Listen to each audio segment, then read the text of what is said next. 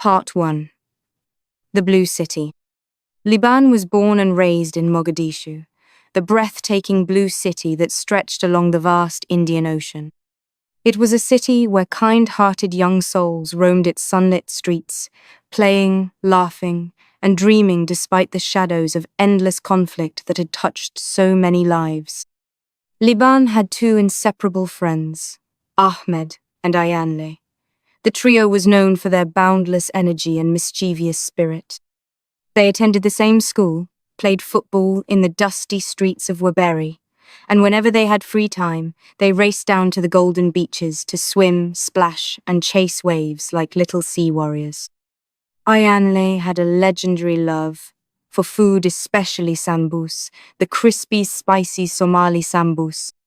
Every time he left home, he'd sneak a handful into his pockets, generously sharing, or sometimes teasingly withholding them, between his two best friends. "Who wants sambus?" he'd ask with a grin, dangling one in front of Libaan and Ahmed, only to snatch it back at the last second, laughing as they playfully wrestled for it. Libaan was the eldest of 4 siblings, 3 boys, and 1 girl. He lived with his loving father and mother, in a home filled with warmth and laughter. His father worked in Bakara market, selling vegetables and earning an honest living. Life was simple but beautiful, and their family was happy. When his father had a rare day off, he would take Libaan along to school de Policia. But truth be told, Libaan would rather be out playing with Ahmed and Ayanle. His greatest joy was watching the older boys play football barefoot on the sandy beaches.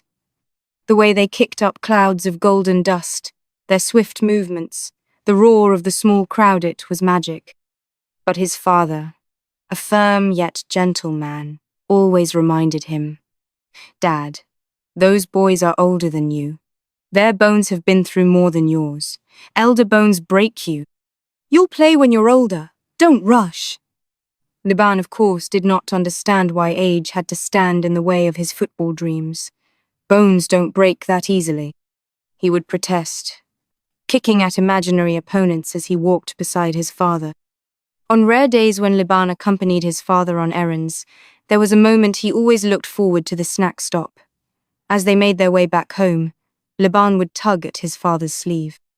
"Dad, can we buy some candy and sambus?" If his father had money, he would smile and say, "Of course, my boy," and buy him the best treats. But if money was tight that day, his father had a clever way of making sure Libaan never felt like he was missing out. "Oh no, those don't look fresh today. We'll find the best, most delicious ones next time," he would say, leading Libaan away. And just like that, Libaan believed him, because to him, his father's words were as solid as the ocean waves that never stopped rolling onto the shore. Life was sweet. The laughter of childhood filled the streets of Mogadishu, the blue city on the Indian Ocean. And for Libaan, as long as he had his friends, football, and the promise of a fresh sambus, nothing else in the world mattered. Ahmed and Ayanle, among the two, Libaan trusted Ahmed deeply, often sharing his secrets and seeking advice. Ayanle, though quieter, was a humble and reliable friend. All 3 boys lived in Waberi, a lively village where everyone knew each other. Every Thursday and Friday, the boys, along with other kids from the neighborhood, would gather to play football at school de Policia. Ayanle owned the ball. His mother would buy a new one whenever the old one wore out. However, there was a rule. Ayanle wasn't allowed to take the ball outside unless he took an afternoon nap. His mother insisted on this, and the boys had grown used to waiting outside his house after lunch, hoping he'd wake up quickly. One sunny afternoon, the boys were gathered outside Ayanle's home, chatting and laughing. Suddenly, the door creaked open. Everyone jumped up, expecting Ayanle to emerge, but instead, his mother stepped out holding the ball in her hand. "Ayanle didn't sleep after lunch today," she said sternly. "So he's staying home as a punishment. But you can still take his ball. I need a responsible boy to return it safely."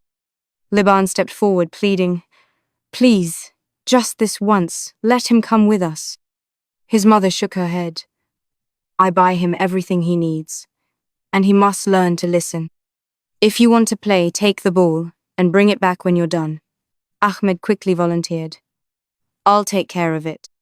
I promise to return the ball. With that, Ayanla's mother handed the ball to Ahmed. The boys cheered and set off for the field, kicking the ball back and forth as they walked. The excitement got the better of them. They started passing harder and faster, weaving through the busy streets. Laughing, they dodged pedestrians and chased the ball as it bounced wildly. Then, with one powerful kick, the ball soared into the air and disappeared beneath a speeding truck loaded with construction materials. The ball popped with a loud bang. Everyone froze. The truck didn't stop. The boys stared in shock. Ahmed, feeling the weight of responsibility, didn't give up. He sprinted after the truck. Libaan, loyal as ever, joined him, while the other boys returned to the village to break the news to Ayanla. Back at home, Ayanla was devastated when he saw boys returned without the ball, except Ahmed and Libaan, who chased the driver. He cried, "Where's my ball? I need my ball." His disappointment turned to anger, and he grabbed one of the boys by the shirt, though he soon let go, slumping down sadly. Meanwhile, Libaan and Ahmed chased the truck from street to street, through alleys across the village. They finally caught up, as the truck stopped to unload at a construction site. Gasping for breath, the boys pleaded with the driver to help. After a long argument, the driver, seeing their desperation, took pity on them and bought a new ball as compensation. By the time they returned, the sun was setting. Ahmed and Libaan, exhausted but triumphant, handed the new ball to Ayanla. His tears turned to a wide grin, and he hugged them both tightly. From that day on, the three boys were more than friends, they were brothers, inseparable and loyal, with a story they'd laugh about for years to come. Secrets. After the lunch, Ahmed does not like sleep or stay home. He usually goes out in the hot day to find either Libaan or other friend for chatting. Today, Ahmed sat under a tree in front of his family home, seeking shade from the scorching sun. Suddenly, to his surprise, Libaan approached him with a cheerful smile and said, "Hi, Ahmed." Extending his hand in a warm gesture, Libaan shook Ahmed's hand, expressing his happiness. He then sat down on Ahmed's right side, and soon they began their conversation as usual. Libaan: "Hey Ahmed, how's everything going? Have you started preparing for the exams yet?" Ahmed: "Ah, don't remind me about the exams, man. I've barely touched the books. I feel like I'll need a miracle to pass this time." Libaan: "Same here. Honestly, I've been procrastinating so much. I keep telling myself I'll study tomorrow, but tomorrow never comes." Ahmed: "Yeah, it's like that with every subject. I was thinking about how Leila and Ayan of our class are always so focused, though. They're on top of everything." Libaan: "Haha, true. They seem to have everything figured out. It's like they're all secretly studying together, sharing notes and stuff. Meanwhile, we're just trying to survive." Ahmed: "Exactly. And they don't even seem stressed about exams. How do they do it? It's like they're naturally good at school." Libaan: "I know, right? I mean, have you noticed how some of them look so calm during exams? It's like they're enjoying it or something." Ahmed: "I think it's just in their genes, bro.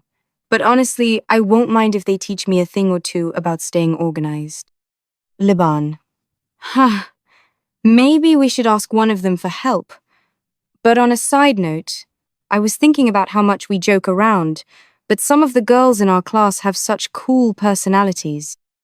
Libaan added, "It would be nice to actually get to know them more." Ahmed: "For sure. It's not just about looks. They've got brains too. I bet if we actually tried, we could have some cool conversations with them." Libaan: "Yeah, it's a good idea. But first, we have to get through these exams. Let's at least pass them before we worry about anything else." Ahmed: "Agreed. Let's just survive these exams first, and then maybe we can focus on making some new friends in class. Liban. Haha, right. Okay, back to studying, or pretending to study. Let's do this, man. They paused their talk for a while. Maybe they were shifting to another topic. Liban. I admire that lady Leila. She's the most beautiful and intelligent girl in the whole city. Ahmed. Which one would you choose? Leila or Ayan? Liban. Without hesitation, I would pick up Leila. Even if it is Leila and the world, I would select Leila. Ahmed did not like the idea of his friend. Ahmed also used to watch Leila like a moon. He used to think of her for many months. He was feeling the pain of jealousy, but smiled, like the morning rose turned to Liban to hide his feelings, and said, "She is the most beautiful in the whole country." After years of being classmates, now the school kids grew into adolescence. Childish play, plain jokes, and group conversations turn into more sensible emotions and feelings. Liban told his secret feelings and admiration he had about Leila to Ahmed. Ahmed was shocked by the ambition and the bravery of Liban. Unfortunately, there is something Liban did not know about Ahmed. Ahmed is a close relative of Leila. He frequently used to visit Leila's home, besides that Ahmed's eyes were in love with the beauty of a teenage schoolgirl Leila, which could be breathtakingly poetic. He might see her as a burst of light in a world of routine, like the morning sun warming the earth after a cold night. Her smile, a small, quiet thing, carries more warmth than he ever thought possible, lighting up the spaces between them. Her laughter, like a melody, reverberates in his chest, an unforgettable rhythm that makes his heart skip. Ahmed knew the way her eyes shimmer with curiosity, reflecting a world of dreams just waiting to be explored. There's a quiet strength in the way she moves through life, carefree but purposeful, with every step marked by a quiet confidence he finds both mesmerizing and humbling. Her presence is effortless, like the soft rustling of leaves in the wind. The way she tucks a stray strand of hair behind her ear, how she focuses with intensity on the lesson at hand, how her hands gesture when she speaks it, all feels like poetry in motion to him. Everything about her is real and unfiltered, and it's in that raw, genuine beauty that he finds a kind of magic that no words can fully capture.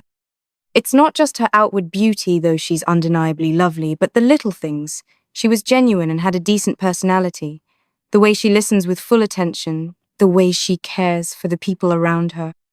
It's in the softness of her nature, the brilliance of her mind, and the sincerity in her heart. To Ahmed, she's a story waiting to be written, a work of art in progress, and he is willing one day to be a part of her world. It is like death to Ahmed if anyone has a relationship with Leila. But far more painful, it is a childhood friend and classmate who is about to start a relationship with her. Ahmed was not willing to inform his friend, classmate, and teammate Liban that he also admires Leila for two reasons. First, Ahmed did not want to harm Liban's emotions. If he informs his admiration to Leila too, Liban would think that Ahmed is blocking his first ever relationship, feeling. The second reason why Ahmed was not revealing his affairs was because his friendship with Liban was even more reliable and bigger than the connection he might have with Leila. In reality, Leila had no feelings for Ahmed. She wasn't even aware that he liked her. To her, he was nothing more than a close relative who frequently visited their home. He would sit with her father, discuss school and other common topics, and then leave without much interaction with her. However, Ahmed saw things differently. He mistook Leila's kindness and hospitality for something more. Her respectful demeanor, the way she always greeted him warmly, and her gentle nature made him believe that she had feelings for him. In his mind, he thought that when the right moment came, things would work in his favor. He was patient, convinced that one day Leila would acknowledge his feelings, but what he didn't realize was that she had never once considered him in that way. To her, Ahmed was simply a relative and nothing more. nothing less. Would Ahmed ever realize the truth? And if so, how would he handle the reality that his affections were one-sided? Before long, other friends joined them, shifting the dynamic of the discussion. Instantly, Libaan and Ahmed set aside their secret talk and blended into the group conversation, discussing world football news, the recent exam results, and other common topics. One of the newcomers smirked and asked, "Libaan, Ahmed, why were you two sitting here alone?" Then, with a teasing grin, he added, "You must have been talking about something secret. Do you want us to leave and give you some privacy?" The group erupted into laughter. Titter, titter. They looked at one another's faces, amused by the joke. Libaan, however, felt a wave of embarrassment wash over him. Though none of the friends actually knew what they had been discussing, the mere suggestion of a secret made his heart race. Shaking his head quickly, he said, No, there's nothing personal or secret. I just met Ahmed by accident, just like you guys did." The laughter continued. Titter, titter. Sensing Libaan's unease, Ahmed decided to change the subject to something light-hearted. "Nothing serious," he said casually. "We were just talking about how we should buy a new football ball. You all know the old one is about to burst. We might not have another ball by next week." One of the boys stood up, his hands on his hips. "I've told you guys so many times. If we keep playing on these rough village streets, the ball won't even last a week." The conversation took a new turn, shifting to football and study exactly as Libaan had intended. Everyone eagerly shared their opinions, debating where they should play and how they could afford a new ball. Despite the lively chatter, Libaan couldn't shake off his growing anxiety. His mind raced with the possibility that Ahmed or someone else Shad discovered his feelings for Leila. What if someone had overheard? What if the entire village or school found out? It was common for boys his age to experience love and admiration. But the fear of being teased or misunderstood made it overwhelming. Unable to sit still any longer, he suddenly stood up. Ahmed noticed and called out, "Libaan, where are you going? Stay and have fun. It's too early to go home. I know you always stay up late." Libaan forced a smile and replied, "I have to help my mother. That's why I'm heading home early, Ahmed, bro." With that, he left the group, his heart still heavy with worry, love, and learning. Back home, Libaan went straight to bed, something unusual for him at this time of day. His thoughts were restless, spinning around how to prevent the news of his admiration for Leila from spreading. He barely noticed the passing hours. When his mother returned from the market, she was startled to find him lying in bed at an unfamiliar time. Concerned, she rushed to his side, placing a gentle hand on his forehead before even speaking. "He's not warm," she muttered to herself. What happened to him? Was he injured? He never stays in bed at this hour. She looked at him with motherly worry. "Libaan, are you okay?" Libaan nodded and forced a reassuring smile. "I'm fine, Mom. I just wanted to rest at home today." But the truth was far more complex. Libaan wasn't sick. He wasn't injured. He was in love. And he was learning what it meant to carry the weight of emotions he wasn't yet sure how to handle. Football match. Libaan never forgot his first days at school. He had been so excited to attend, his little heart brimming with curiosity and joy. But school wasn't always easy. On one of those early days, he had an unfortunate scuffle with a pair of mischievous twin brothers. In the heat of the moment, one of the twins jabbed him in the face with a sharp pen, leaving a small but bleeding scar. For a boy who had never been injured before, it felt like the end of the world. He cried, convinced he was about to die. Even after the teacher wiped away the blood and reassured him, his tears kept flowing. But from that day forward, things changed. He made friends, started enjoying school, and soon it became more than just a place of learning. It became a home of adventure, fun, and new experiences. One of the biggest highlights of the school year was the annual football tournament. Every year, After the midterm exams, the school administration arranged a grand football competition. The entire school came alive with excitement. Students chanted, classes formed teams, and every match turned into a spectacle. Matches were played during break time, with hundreds of students encircling the field, clapping, shouting, and passionately cheering for their class teams. Libaan was one of the best players on his team. He was strong, skilled, and taller than most of his age mates. His talent in midfield made him a key player. This year, for the first time ever, his class had reached the final match, set to face an older, stronger team from the higher grades. The entire school buzzed with anticipation. This was the match that would decide who would lift the school trophy for the year. The referee, standing in the middle of the pitch, blew his whistle and waved for both teams to approach. "This is football," he reminded them. "It's all about respect. Use your minds and your talents. No harm to your opponents." With that, the game began. The first half was an intense battle. Both teams fought hard, but neither could score. The half-time whistle blew 0-0. Each team retreated to their classrooms, catching their breath, strategizing, and drinking water. Then came the second half. Just minutes after the restart, Libaan saw an opening. The ball was bouncing towards him at the edge of the penalty box. Without hesitation, he struck it with full force, powerful long-range volley. The ball soared beautifully, curving in the air before smashing into the net. Goal! The school erupted in wild celebration. Libaan took off running, overwhelmed with joy, leaping into the crowd of his classmates. Dozens of students swarmed him, lifting him in the air, jumping, screaming, clapping.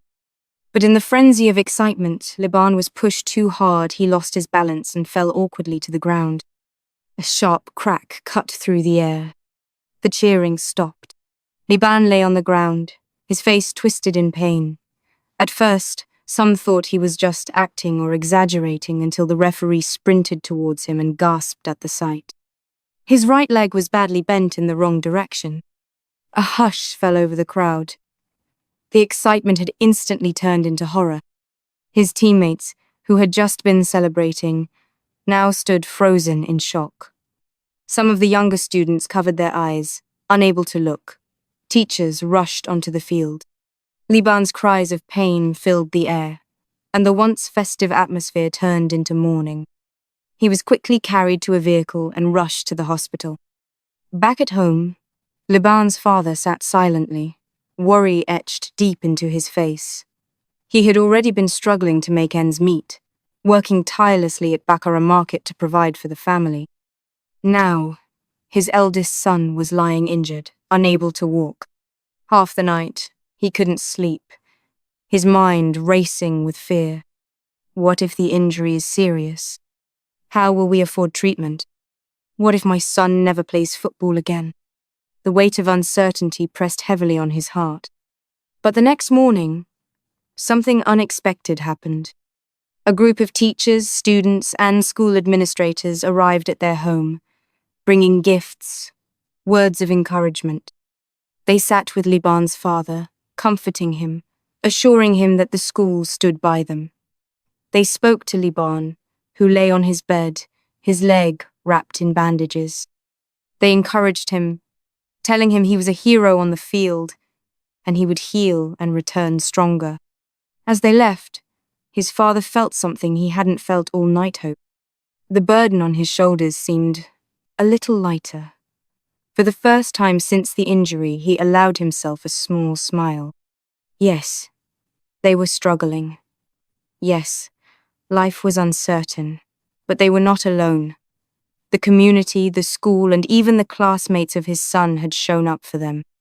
And sometimes, in life's toughest moments, that is enough to keep going. They say, a friend in need is the friend indeed. Libaan, once the brightest star on the football field, now sat confined to his home, his injured leg a painful reminder of how quickly joy could turn into suffering.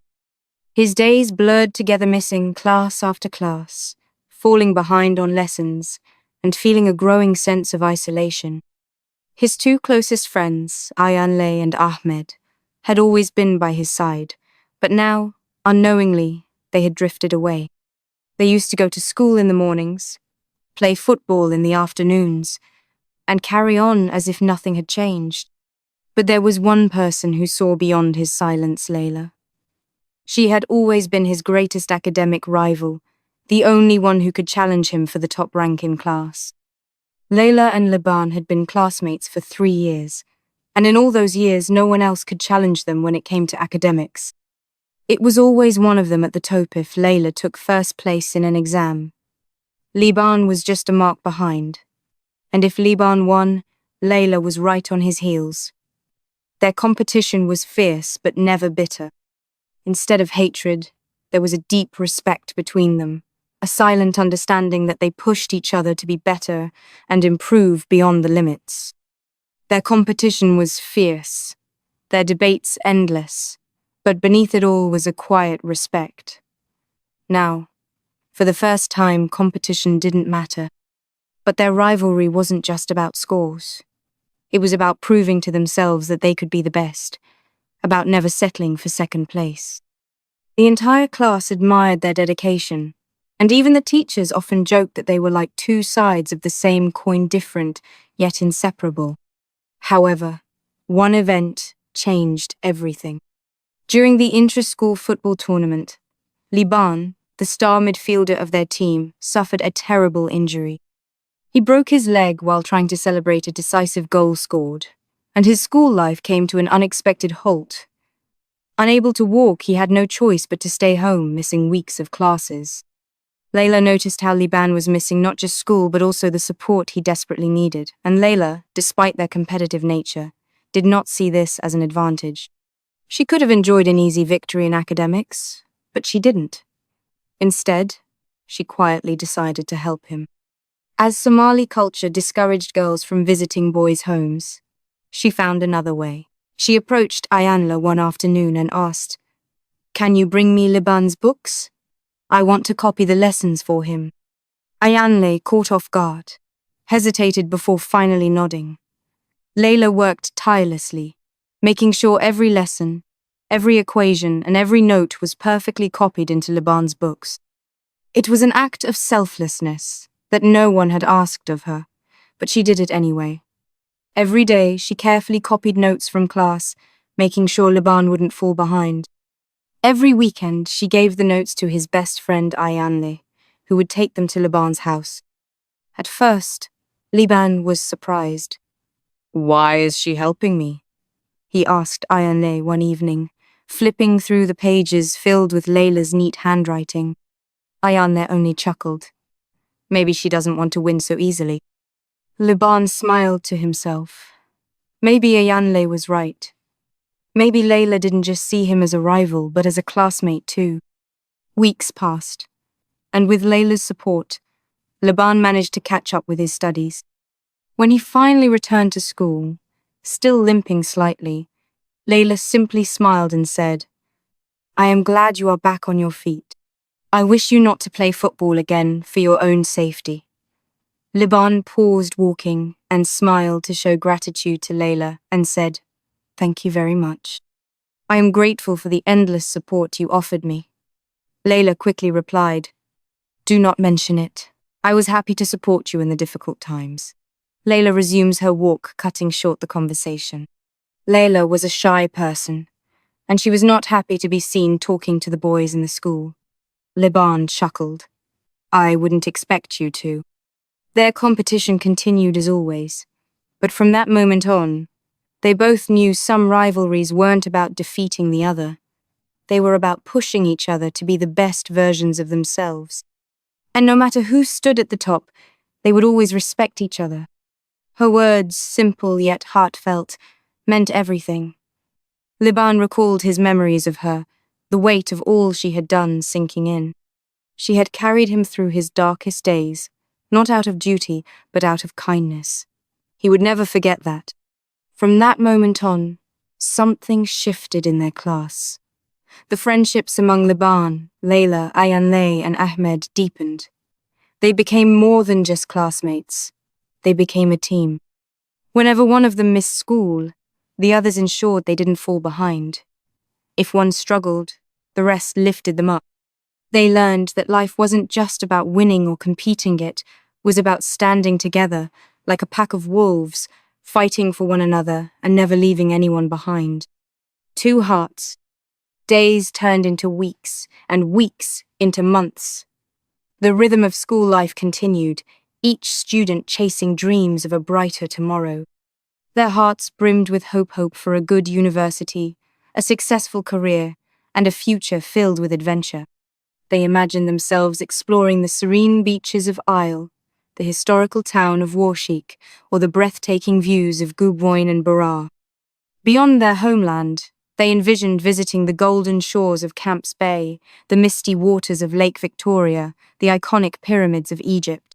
For Libaan and Leila, the world was a canvas waiting to be painted with their dreams. They were young, hopeful, and untouched by the cruel realities lurking in the shadows of their homeland. Their hearts were pure, free from hatred, filled only with ambition and the warmth of friendship, perhaps even something deeper. The last session of the school day was mathematics. Their teacher, as always, challenged the students with a class assignment before they could leave. Solve this, and you're free to go home. If not, you'll stay until you understand it, he declared. Within minutes, 2 students stood at the front of the class, their notebooks in hand, Leila and Libaan, the brightest minds in the room. The teacher smiled, checked their work, and with a nod of approval dismissed them. Stepping out of the school, the 2 walked side by side, their books slung over their shoulders, their voices blending into laughter as they joked about the day's lessons. The sun hung low in the sky, painting the streets of Mogadishu in golden hues. "What do you want to study at university?"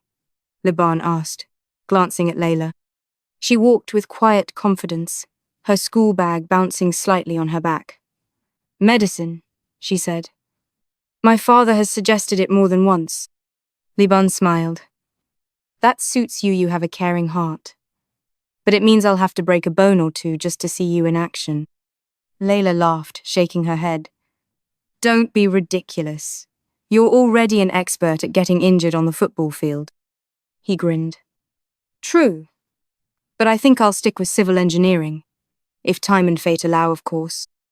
Leila turned her gaze to him. "That's a great choice. You're good at mathematics. Which country do you want to study in?"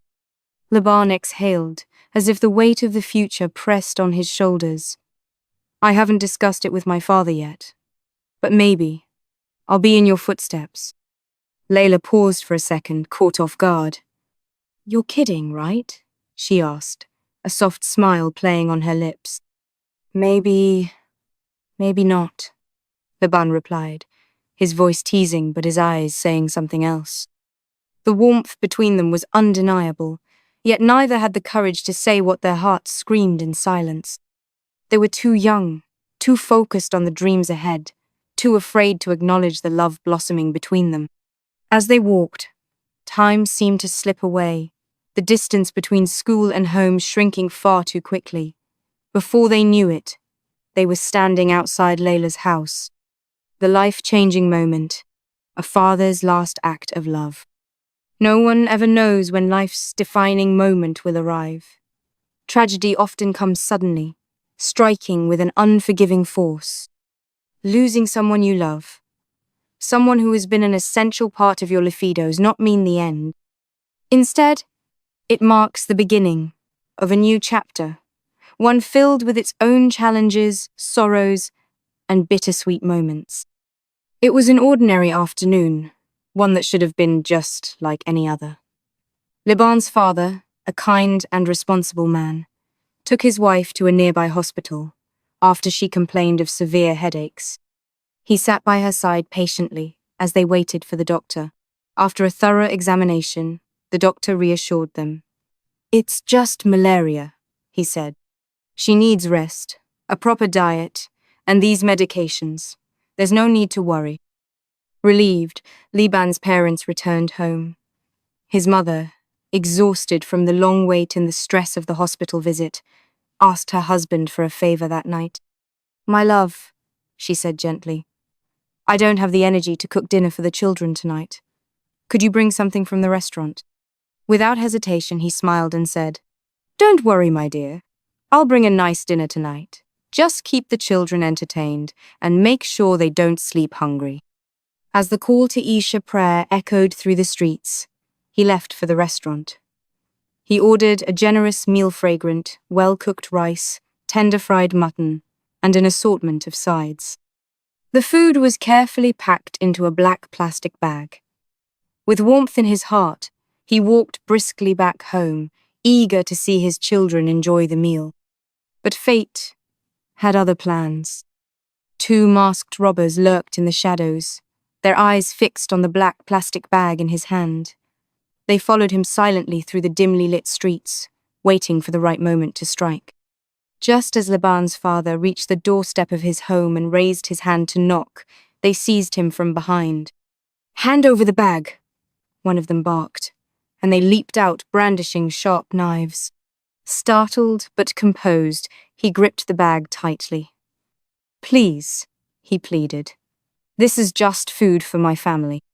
The robbers exchanged a look, unconvinced. They assumed he was hiding valuables, money, gold, perhaps even mobile phones. The second thief stepped forward, his blade glinting under the weak streetlight. "I won't ask again," he warned. Still, the father refused to surrender the bag. He knew his children were inside, waiting, their little stomachs empty. His hands trembled, but he held on. A struggle ensued. The thieves grew desperate, tugging and wrestling for the bag. In the scuffle, one of their masks slipped off, revealing his face. The father gasped in recognition. The thief panicked.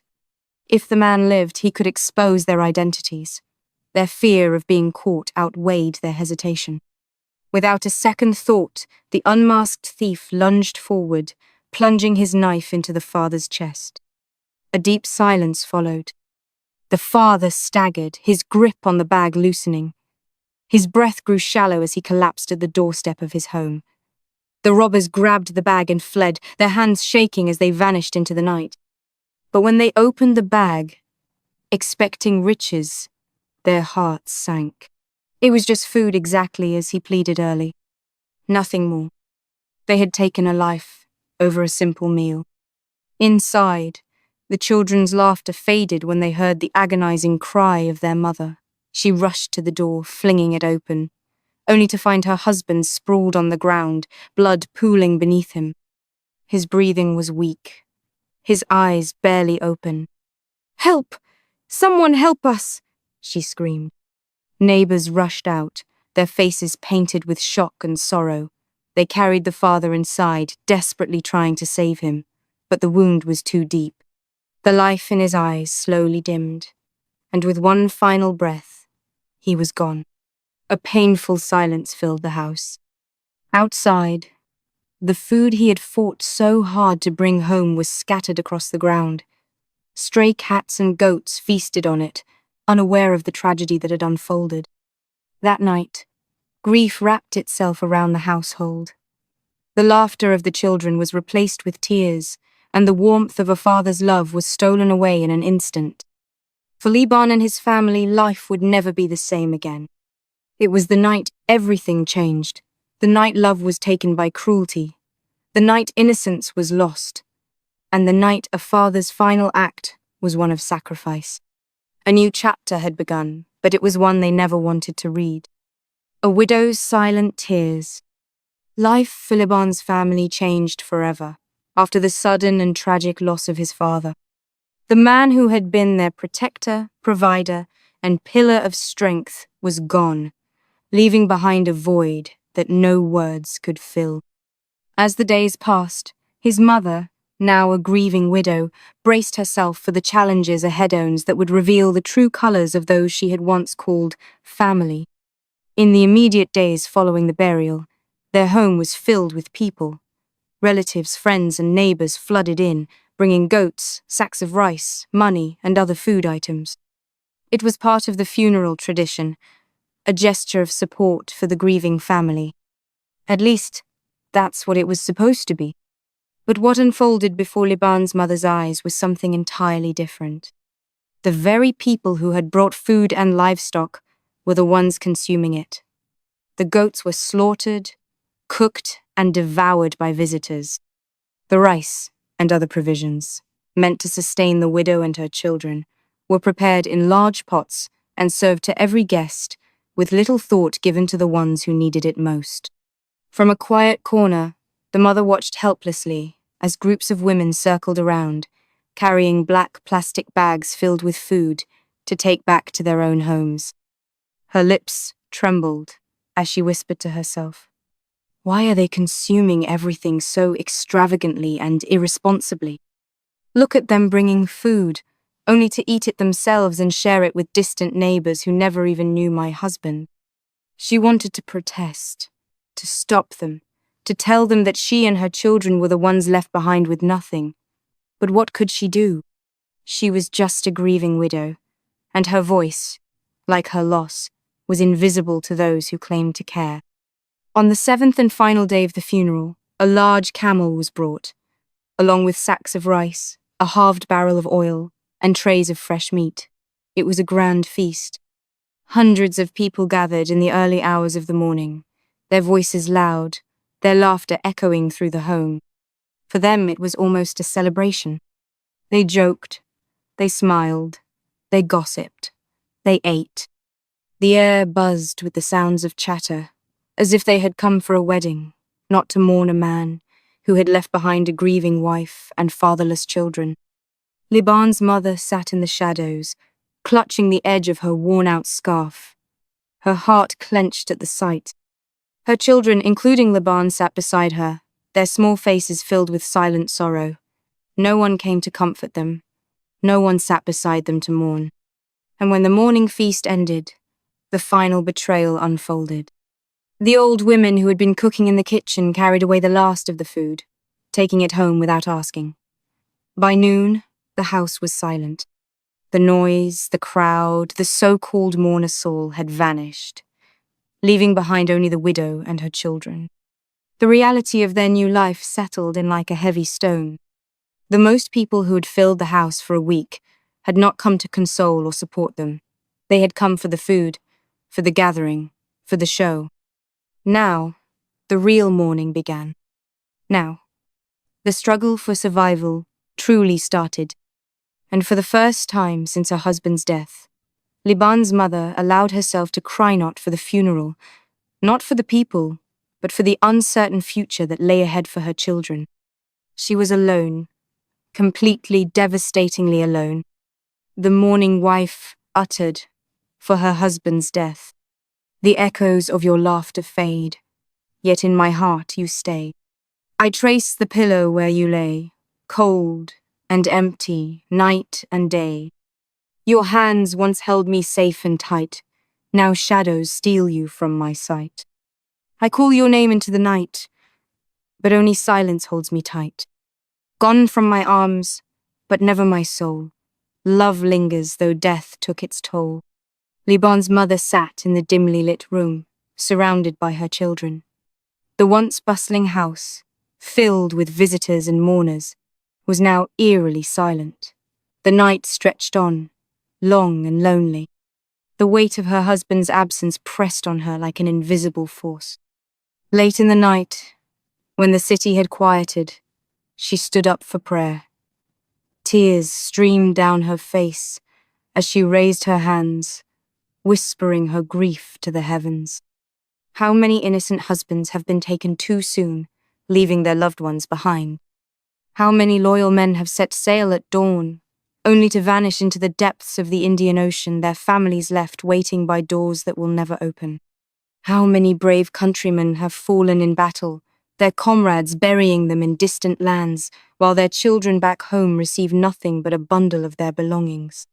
She sighed deeply. This world is full of unexpected trials, yet my heart beats 100 times a day. As long as it beats, I must fight for my children. She wiped her tears, straightened her back, and made a silent vow she would not let her children suffer. Now, she is the only decision-maker in the household. This is the first morning without him. Before dawn, she rose and prepared a simple breakfast: kanjiro, eggs, and tea. The house smelled familiar, but it felt emptier than ever. As her children woke up, they got ready for the day. They sat around the table, every chair occupied except for one their father's. His absence was a gaping wound in their daily routine. Libaan dressed in his school uniform, his heart heavy. It was his first day back at school since losing his father. As he walked toward the school, he braced himself for the condolences, the sympathetic looks, and the weight of his new reality. The community's kindness healed the wounds caused by the betrayal of the relatives. As soon as Libaan stepped into the schoolyard, his classmates and teachers surrounded him. They shook his hand, hugged him, and whispered words of comfort. He nodded silently, holding back his emotions. During class, he focused on copying the lessons he had missed, unaware of the quiet discussions happening outside. Teachers, students, and the school administration had come together in a meeting. They all knew that Libaan's father had been the only breadwinner in the family, and they couldn't just watch his family struggle. By break time, a group of teachers and students approached Libaan. "Libaan, we want to visit your home after school," one of them said. He was confused but agreed, not knowing what awaited him. An unexpected gift from the school community. That afternoon, the school principal, 2 teachers, and 5 students walked with Libaan to his home. His mother was surprised to see them, but she welcomed them inside. The principal spoke first. "We are here to support you in any way we can. Libaan is one of our brightest students, and we don't want financial struggles to stand in his way." Then, one of the teachers handed an envelope to Libaan's mother. Inside was 300 donation collected from teachers, students, and school staff. Libaan's mother gasped. Her hands trembled as she held the money, tears filling her eyes. She tried to speak but couldn't find the words. One of the teachers placed a reassuring hand on her shoulder. "You are not alone. We are here for you." Finally, she whispered, "Thank you. May Allah bless you all." The struggle begins. The donation was a blessing, but it wouldn't last forever. Libaan's mother knew she had to act. For 18 years, she had never stepped outside without her husband's permission. Now, she had no choice. She thought of her options. She could cook and sell food. She could start a small grocery store. She could sew clothes. She didn't know how, but she knew she had to do something. Her husband was gone, but his children still needed to eat, to learn, to grow. She is no longer just a wife. She is now both mother and father. She had no time to grieve. She had to fight. And fight she would. One afternoon, after school, Ahmed and Libaan walked together toward their village. For Libaan, life had finally begun to return to normal. After months of mourning his father's passing, he was starting to smile and joke with friends again. It had been a long time, perhaps months, since Ahmed and Libaan last spoke about love and relationships. Previously, Libaan had confided in Ahmed, admitting that he admired Leila more than anyone else in their school. What Libaan didn't know, however, was that Ahmed had secretly harbored feelings for Leila as well. Unlike Libaan, Ahmed had chosen to keep his emotions hidden. By chance, their conversation drifted back to Leila. After a moment of hesitation, Ahmed casually asked, "Would you really like to be in a relationship with Leila, your classmate?" Without a second thought, Libaan's eyes lit up, and he replied, "Yes, that would mean a lot to me." Ahmed raised an eyebrow. "But, are you sure she doesn't already have someone else?" Libaan smiled, then whispered, "If she does, that would be bad luck for me." They both laughed, though Ahmed's chuckle was more forced than genuine. Their discussion grew more animated. as they talked about Leila's best way for Libaan to express his feelings, how he should approach her, and what his chances might be. By the time they reached Ahmed's home, they were still deep in conversation. Standing at the front gate, Ahmed suddenly turned serious and said, "If you're really serious about this, you need to act fast. Draft a beautiful letter and send it to her. Express everything you feel." Libaan hesitated. "If I write the letter, who will deliver it to her?" Without missing a beat, Ahmed responded, "Don't worry, I visit her home sometimes, so I can deliver it unnoticed." Liban's eyes widened in excitement. He nodded eagerly, realizing what a great opportunity this was. Thinking Ahmed was the perfect messenger, he said, "That makes sense. I'll write it. I'd be so grateful if you could help." What Liban didn't realize, however, was that Ahmed had long wanted Leila for himself. As they ended their conversation, wishing each other good luck, only one of them truly meant it. Would Ahmed really deliver the letter? Or was this the beginning of a silent rivalry neither of them had foreseen? Love letter. When Liban returned home, he went straight to his bed, staring up at the decorated ceiling. His heart felt heavy yet hopeful. "I know Leila is a beautiful and kind girl," he murmured to himself. "She's worthy of endless love letters, pages upon pages of poetry." Still, despite his admiration, Liban hesitated to write a letter to her, or any girl in their class. He trusted his friend Ahmed without question. Not once did he fear betrayal, or doubt Ahmed's ability to deliver his words safely. Finally, with a surge of determination, Liban decided it was time. He sat up, grabbed a pen and paper, and prepared to pour his heart out. He dreamed of crafting a masterpiece, new words of love never spoken before, and a picture painted in phrases. He imagined an ocean of love, where boats and ships sailed through waters of endless affection. He wanted to convince her that his love was worth waiting for, like the long-anticipated afternoon rain that cools the dry, cracked earth. The kind of rain that brings life to valleys and hills, encouraging green grass to sprout and birds to sing joyfully. His love was that rain, rare, reviving, and essential. But every attempt felt wrong. He would write a page, then rip it to shreds. He tried again, another failure. Each word seemed too small, too ordinary to carry the weight of his emotions. He imagined writing a letter so powerful it could fly to Leila on its own wings. But no matter how hard he tried, the words never felt enough. His feelings were too vast to fit on a single page. After a long, sleepless night and another agonizing day, Liban found clarity in simplicity. He picked up his pen one last time and wrote 3 heartfelt lines. "Leila, you are the most beautiful. You have a rare, golden soul. Would you allow me to share what's in my heart?" It wasn't a grand poem or a sweeping love letter, but it was honest. And that felt right. He carefully folded the letter, tucked it into an envelope, and raced to find Ahmed.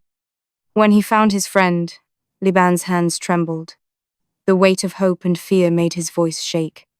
"Ahmed, please, promise me you'll give this to Leila. I need her to read it." Ahmed saw the vulnerability in his friend's eyes and nodded firmly. "Don't worry, I'll go to her house tonight. I'll make sure she gets it." Liban exhaled, though his heart still pounded. He returned home, but sleep never came. The waiting began for a reply that might come in a day, a week, or maybe never. Yet, he clung to hope, replaying the 3 lines in his head, imagining Leila's smile as she read them. And so, the sun rose on a new day, but Liban's heart stayed in the night, waiting for the light only Leila's response could bring. Ahmed did not keep his promise. He twisted a letter of love into a letter of hatred to create distance between them. Instead of delivering Liban's heartfelt words, Ahmed wrote an insult-filled, awful letter to Leila, single-line message filled with disrespect. He sealed the letter just as Libaan had done and set off to deliver it to Leila's home. Leila was in the reading room, deeply focused on solving her mathematics assignment when she heard a knock on the door. She opened it to find Ahmed standing there, holding an envelope. With a neutral expression, he handed it over to her, claiming it was from Libaan. "Have a good day," he said before turning away, leaving Leila with the letter in her hands. Leila's heart fluttered. She had long admired Libaan was the one she always watched in class, the one who unknowingly occupied her thoughts. She had been hoping, dreaming even, of a love letter filled with praise and beautiful words. Seeing the envelope in her hands, her excitement soared. She was over the moon, unable to open it immediately, as if savoring the moment before unwrapping a cherished gift. After a few moments of hesitation, she shut her math books, leaving her assignment half-finished. She walked to the living room, threw herself onto the bed, and, with trembling hands, opened the envelope. This was the first letter she had ever received from anyone. Her heart raced with the weight of emotions unfamiliar to her young soul. But as her eyes scanned the words, her breath caught in her throat. The letter was nothing like she had expected. Instead of sweet confessions and poetry, it was filled with insults and cruel words. Disbelief gripped her. She read it again, hoping she had misunderstood. But the truth was clear. Libaan had written something hurtful and disrespectful. Anger surged through her veins. How could he? The boy she admired, the one who had always been kind and gentle, had written such a letter. Her hands clenched into fists, and she crushed the paper, throwing it into the dustbin with disgust. That night, sleep evaded her. The words echoed in her mind like a cruel taunt. "This letter doesn't even deserve a reply," she told herself. A strong decision formed in her heart to close the doors of her emotions, to shield herself from love for quite some time. Libaan eagerly awaited a reply from Leila after sending his first heartfelt love letter. As he prepared for school in the morning, his heart danced with hopeful fantasies. Maybe during break time, she'll hand me a beautifully decorated reply, he imagined, a warm flush spreading across his cheeks. Before class, the students gathered outside in their usual lines, boys in one area, girls in another for the morning assembly, known as the platform. Boys performed light exercises while everyone awaited the daily student-led program. Libaan stood behind his friend Ahmed, his heart racing. He tapped Ahmed on the shoulder and whispered nervously, "Did you deliver the letter to Leila? How did it go?" Ahmed, who saw a chance to drive a wedge between Libaan and Leila, gave a cold, calculated response. "Confirmed. I gave it to her," he said, pausing just long enough to let tension build. But she didn't look happy. Libaan's heart sank. Doubt and fear gripped him. Had he confessed too soon? Had he ruined everything before their love even had a chance to bloom? The platform program ended, but Libaan barely noticed. His mind was tangled in uncertainty. As the students filed into their classrooms, the girls entered first. When Libaan took his seat, his eyes sought Leila instinctively. Their eyes met hers, usually filled with warmth, now carried a shadow of sadness, her brows slightly furrowed. Libaan quickly looked away, his heart pounding painfully. He couldn't shake the feeling that something was terribly wrong. At break time, he lingered outside, hoping for a moment with Leila, but she remained in the classroom, chatting quietly with her friends. His chest tightened with worry. What's happening? Why is she upset? Did I make a mistake? Shame and confusion swirled inside him. When the final bell rang, Libaan walked home alone, his usual route with Ahmed abandoned. He needed space to think.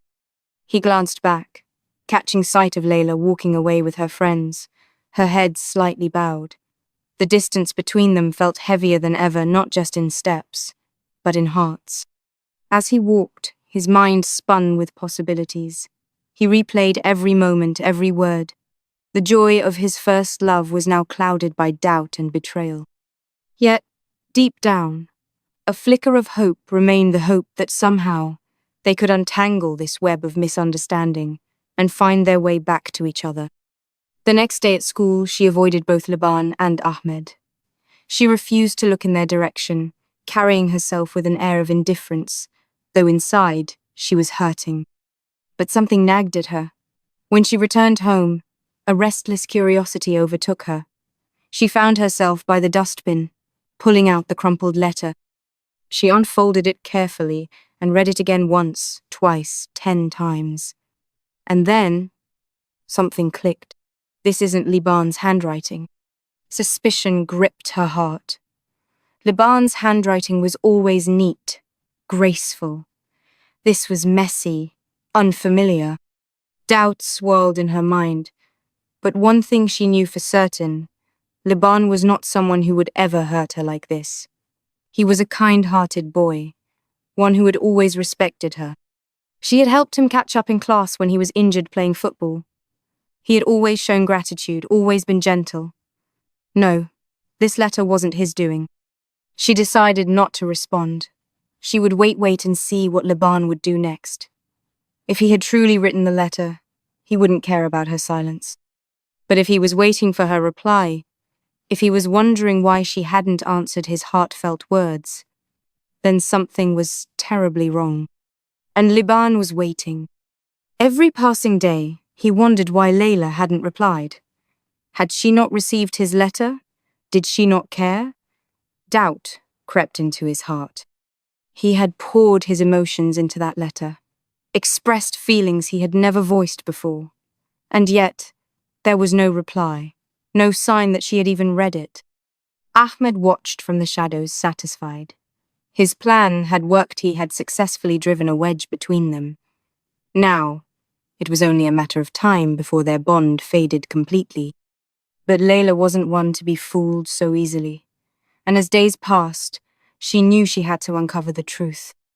Would Libaan take another step to reach her? Would he seek answers? Or would he let go of what they had before it even had a chance to bloom? Rare morning. After many months had passed, Libaan and Leila still harbored deep feelings for each other. Though their communication had been severely damaged by Ahmed's betrayal, when he altered Libaan's love letter, the connection between their hearts remained unbroken. Despite the unanswered letter, Libaan treated Leila with unwavering kindness, greeting her with warm smiles and offering help whenever needed. Leila, in return, continued to admire him, not through words but through the silent language of her expressive eyes and tender smiles. This unspoken affection kept Libaan hopeful that one day she would truly understand his love. Although their verbal exchanges had become formal, their hearts conversed in ways that transcended words. Every morning, as Libaan entered the classroom, his eyes instinctively searched for Leila. If he arrived late as usual routine due to assisting his mother in her shop, Leila would anxiously glance toward the door, hoping to see him before the lesson began. No force could sever the bond between two souls entwined in love.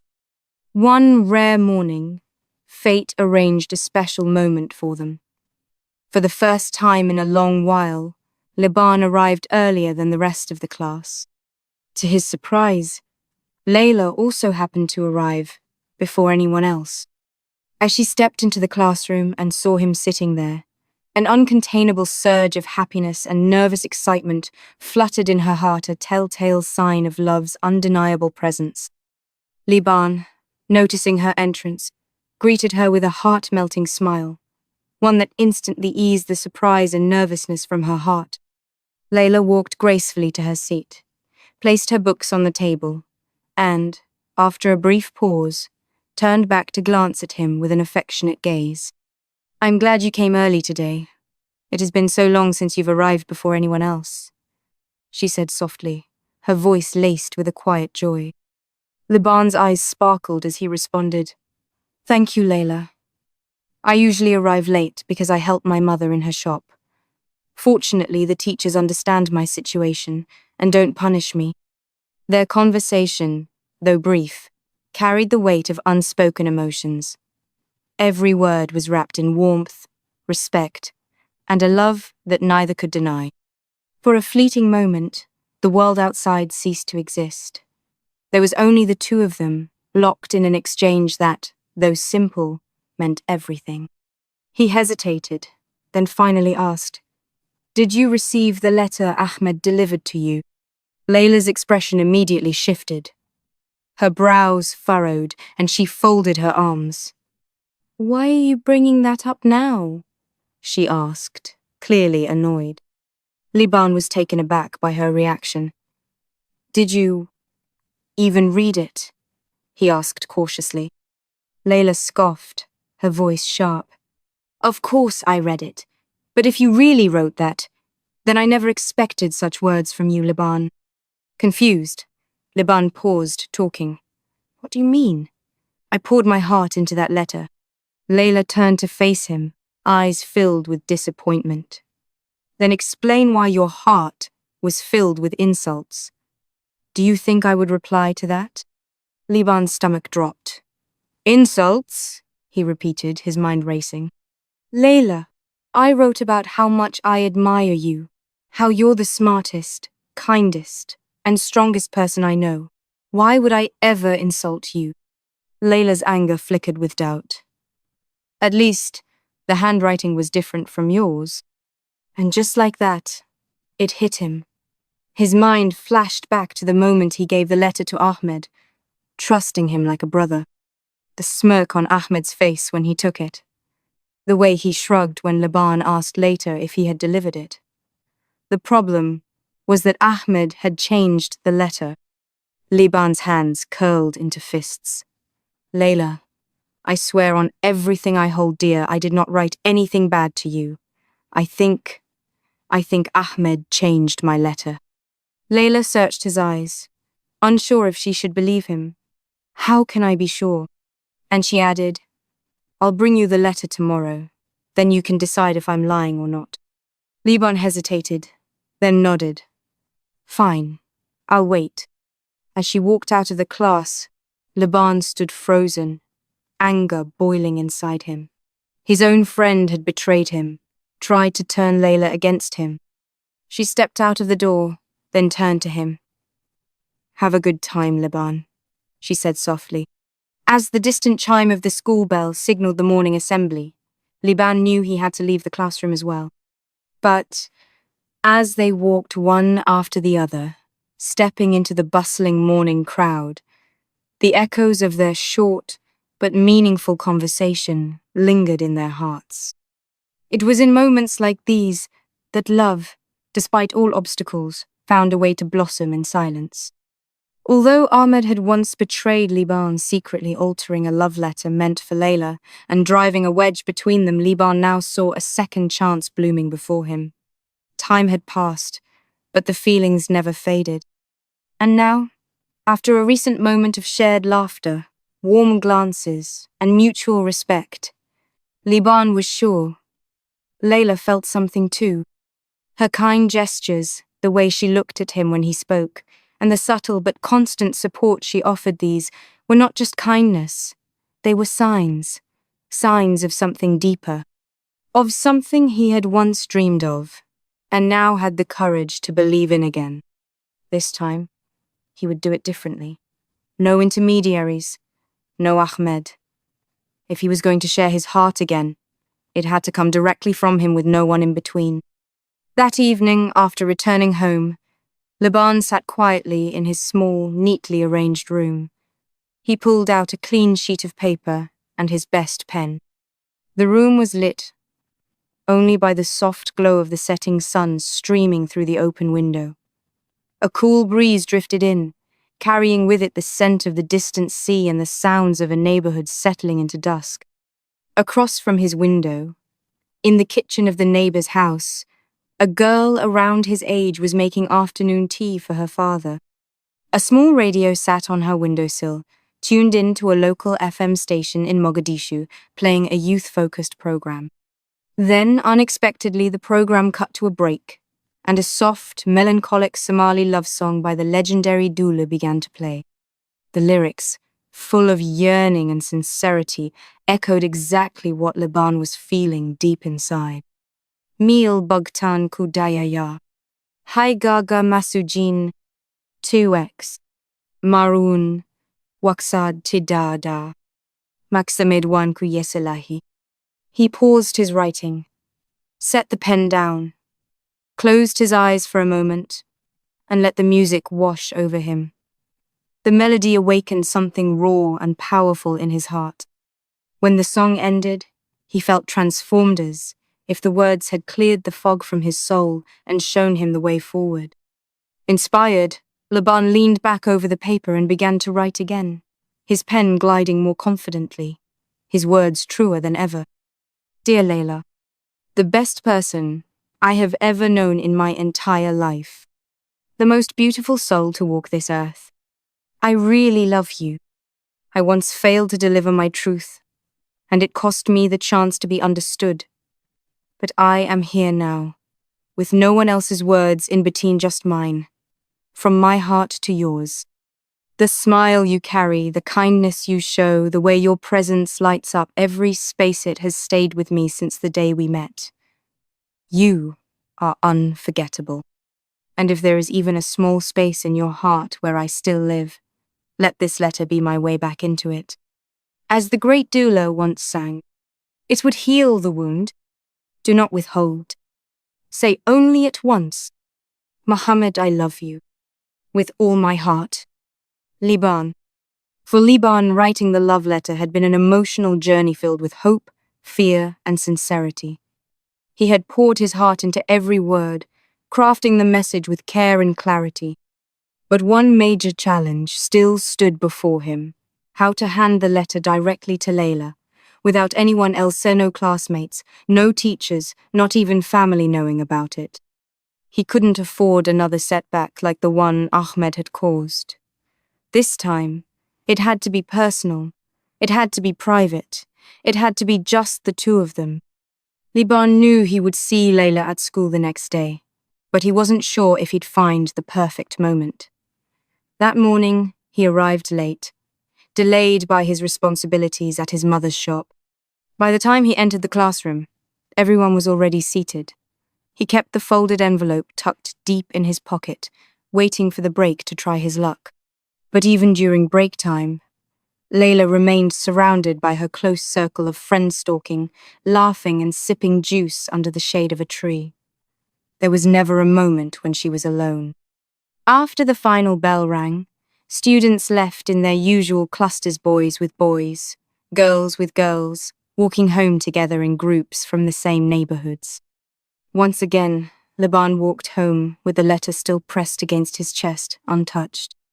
Days passed, and still, the letter remained hidden in his pocket like a silent burden.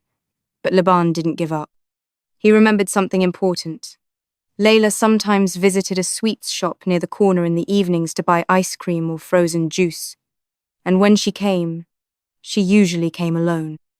One evening, Libaan decided to take a chance. He positioned himself on a bench opposite the sweets shop and waited quietly. Minutes passed, then an hour. But just as he was starting to lose hope, his heart skipped a beat. There she was. Leila. She walked gracefully toward the shop, unaware of the eyes that had long been waiting for her. Libaan sat still, holding his breath, his fingers tracing the edge of the envelope inside his pocket. He watched her finish her purchase, and as she turned to walk home, he quietly followed, keeping a respectful distance. Once she turned off the main road into a narrow, dimly lit alley that led to her home, Libaan saw his chance. "Hi, Leila," he said softly. She paused, startled at first by the unexpected voice behind her, but quickly relaxed when she recognized him. A gentle smile crept onto her face. "What are you doing here?" she asked, both surprised and curious. Libaan caught up to her, walking by her side, step by step. "I was waiting for you there. I knew you'd come one of these nights," he said honestly. He reached into his pocket, pulled out the envelope, and handed it to her with a shaky but determined hand. "Here, it's for you." Leila glanced at the envelope, then back at Libaan. "How many nights were you waiting?" she asked. Libaan chuckled lightly and said, Only tonight, not wanting to reveal how many evenings he had stood in the shadows hoping for this moment. He continued, I tried to give it to you at school, but there was never a good chance. Leila nodded, understanding the quiet struggle he had gone through. She took the letter gently, held it close to her side and said, Next time, don't give anything to anyone else. No classmates, no messengers, just you. Libaan smiled. I promise, he said with sincerity. That walk home, though short, was the most meaningful moment they had ever shared. They didn't talk much, more words weren't needed. The connection between them was deep, real, and quietly beautiful. As they neared her doorstep, the weight of the night grew heavier. If anyone from the neighborhood saw them together, it could ruin everything. So Libaan paused a few meters from her home. Their eyes met, and without saying goodbye, they shared a glance full of everything they wanted to say. Then he turned and walked away, his heart full. For the first time in a long while, Libaan felt at peace. The letter was no longer in his pocket, it was now in her hands. And no matter what happened next, that walk under the stars, with whispers of love between narrow walls, had changed everything. Leila reached home just as the sun dipped below the horizon, painting the sky in hues of orange and pink. Bang! She knocked at the gate, her heart still fluttering. Her mother, who had been sitting just inside, near the entrance, came to open it. You're late, her mother said gently, opening the gate. Leila stepped inside, clutching the small envelope close to her chest. Normally at this hour, she would study for an hour, then help her mother by kneading dough for the next day's pancake scangiro, her favorite breakfast. But tonight, Leila's thoughts were far from flour or textbooks. Her world had shifted, and her heart was filled with the excitement of a secret now shared. As soon as she entered her room, she tossed her half-finished ice cream aside without even realizing it. She closed the door quietly behind her, sat on her bed, and pulled out the envelope. Her fingers trembled slightly, and her heart was bouncing in her chest like a balloon drifting higher with each beat. She opened the letter. The first words her eyes caught were, Say only once, Libani love you. Her breath caught in her throat. This wasn't just a letter. It was a confession, a message sent from a heart that had waited silently, patiently. For the first time in her young life, Leila was reading words of love meant just for her. This was no insult, no prank like the one Ahmed had once played. This was real. Her cheeks warmed, her lips curved into a soft smile. She read the letter again, then again, and again. She held it close to her heart and let herself feel the warmth it brought. It was her first love message. A letter from a boy she had always noticed in silence. A boy whose voice made her turn, whose kindness never went unnoticed. The love of a teenage schoolgirl and a shy but brave boy's wheat, innocent, pure. Time passed without her knowing. She forgot her study. She forgot the dough. She even forgot the ticking clock. At last, sleep claimed her with the letter still beside her pillow. Morning arrived too soon. Knock, knock. Leila, get up and open the door, her mother called, waking her from her dream-filled sleep. Panic struck her heart. She hadn't kneaded the dough. She hadn't even prepared anything. Her mind had been floating on clouds all night. Quickly, Leila tucked the letter beneath her pillow and opened the door, trying to hide the guilt in her eyes. But her mother noticed her daughter's red, tired eyes. Where's the dough?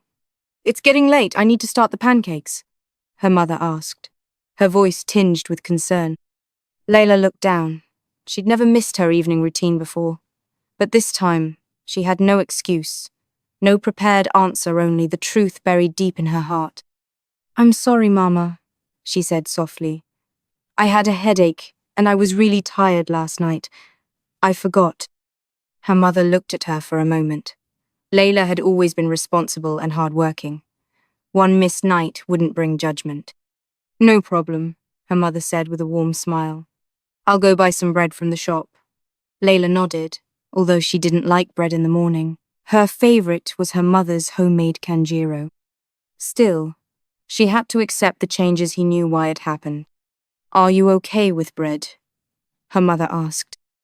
"Yes, Mama, I will eat," Leila replied, trying to sound normal. Her mother smiled and left, unaware of the quiet storm of love blooming inside her daughter's heart. That morning, Leila had no pancakes and no appetite, but her soul was full. She went to school, her eyes unconsciously searching for Libaan in the sea of students. There he was, sitting silently as always, only a few rows away. But between them was a wall stronger than bricks, a cultural silence.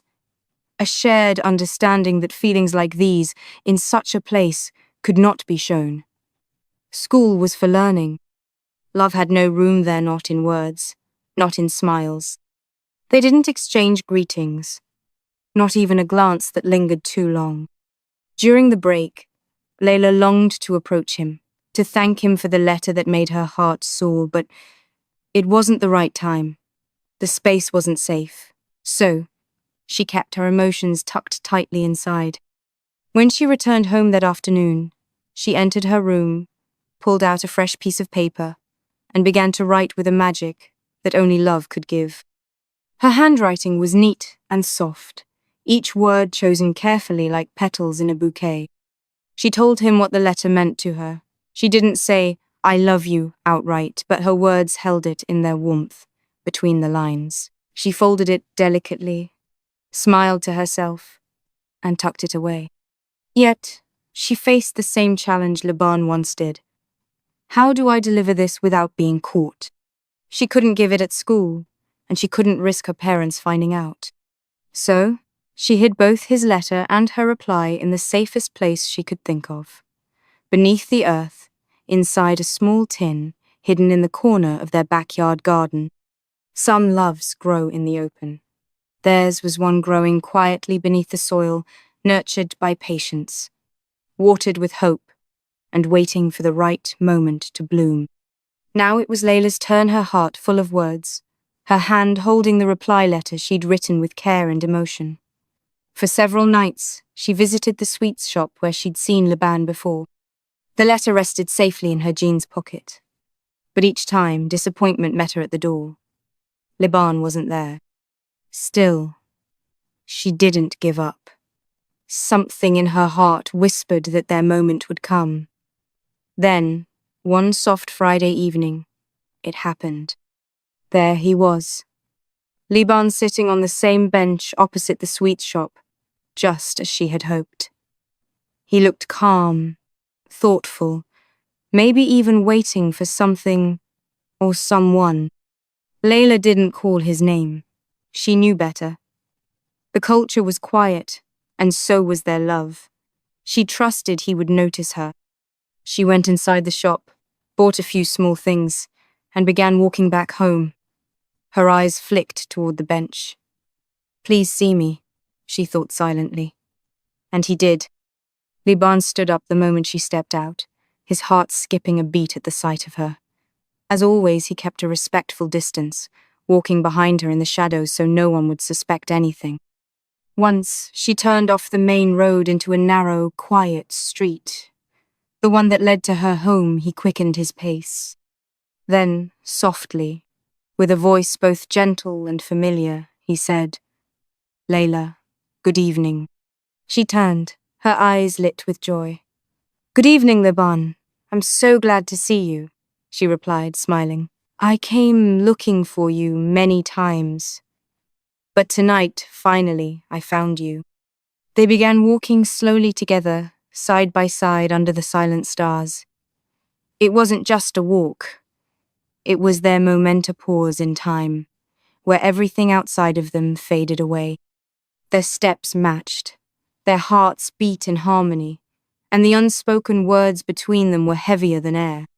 Leila, cheeks slightly flushed, looked at him and said softly, "I read your letter. It was beautiful. It reached my heart. Libaan looked down, suddenly shy again. But Leila continued. I feel the same way. I respect you, and I love you too. The words, simple yet powerful, hit Libaan like a breeze of light. His heart swelled with emotion. He couldn't speak for a moment. Then, slowly, Leila reached into her pocket and pulled out the envelope her reply, neatly folded, carefully sealed, with her handwriting just like her voice, gentle and sincere. Here, she said, I wanted to give you this for days. Libaan took it with both hands, as if he were being handed a treasure. Before parting, Leila gave him one more gift of certainty. I usually come to the sweet shop on Fridays. If we need to exchange anything, that's when. They smiled at each other one last time. Soon, the lights of her home came into view.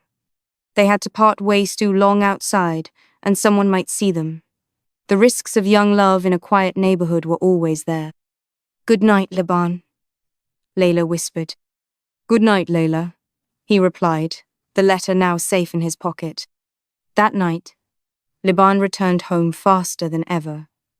In his room, he turned on the small desk lamp, sat on his bed, and held the envelope for a long moment.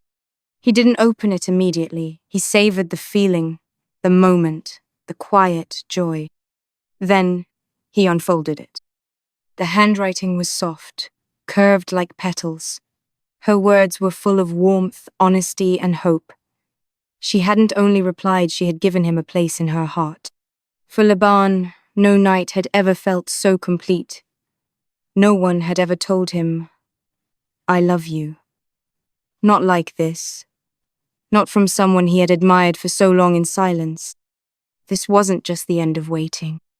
It was the beginning of something true. A new story, written not in ink alone but in glances, in walks, in quiet meetings beneath the stars. The kind of love that comes once and stays forever. A new chapter had quietly opened for Leila and Libana. Chapter written not in public gestures or spoken confessions, but in silence, stolen glances, and carefully folded letters passed on narrow village paths. They were in love. Deeply. Yet, no one knew, not their classmates, not the villagers, not even their closest friends. Their love lived in the shadows, between school books and dreams, protected by privacy and innocence. They were both in the same class and came from the same village, but their lives were worlds apart. Leila came from a well-off family. Her parents dreamed of sending her abroad for higher education, of a future filled with opportunity and success. Libaan, on the other hand, came from a struggling family. He had lost his father, the pillar of their household, and since then, life hadn't been easy. But Libaan was not one to dwell on hardship. He was visionary, determined, and full of belief in the power of hard work, love, and perseverance. They both believed the future wasn't inherited, it was built. And in their 5-minute Friday evening walks, they talked about that future. A life filled with love, purpose, maybe even a small home with bookshelves, laughter, and a garden. For them, those 5 minutes were better than 5 hours. They made every second count. They never exchanged words in class, never held hands in public. Their love remained sacred and hidden. But one person had begun to notice a change. Leila's mother. She had watched her daughter become more distracted in the evenings, more thoughtful. Leila had always been responsible, reading, helping with chores, and preparing for school. But now, sometimes, she forgot to knead the dough. She stayed up late, lost in thought, and dressed with more care than usual. Her mother sensed something tender, perhaps dangerous. Still, Leila never said a word, until the day the mistake happened. In a hurry one morning, Leila had left a pair of her jeans in the laundry basket. Inside one of the back pockets was a folded letterer, heartfelt note from Libaan, scribbled in his tidy handwriting, with a simple red heart drawn in the center. Her mother, wanting to help with the laundry, reached into the pocket and found the paper. Her hands paused. Her eyes scanned the words of love, of dreams, of a boy who cherished her daughter more than anything in the world. The world around her slowed. She sat down, stunned, realizing what had been growing in her daughter's heart. At first, there was a silence in her soul. Then, questions came flooding in. Who is this boy? Libaan? The son of the late father? The one from the modest family near the mosque? Her heart twisted not out of hatred, but worry, a protective love. She searched Leila's room. Under the bed, in a small wooden box hidden behind a pile of schoolbooks, she found a bundle of letters, carefully tied with a faded pink ribbon.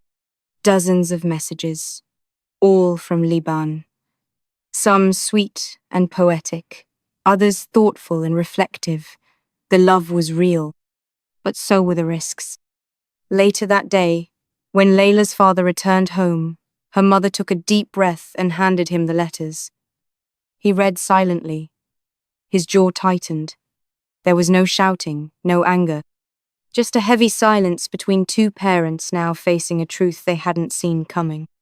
They agreed. Leila needed to be called in that night.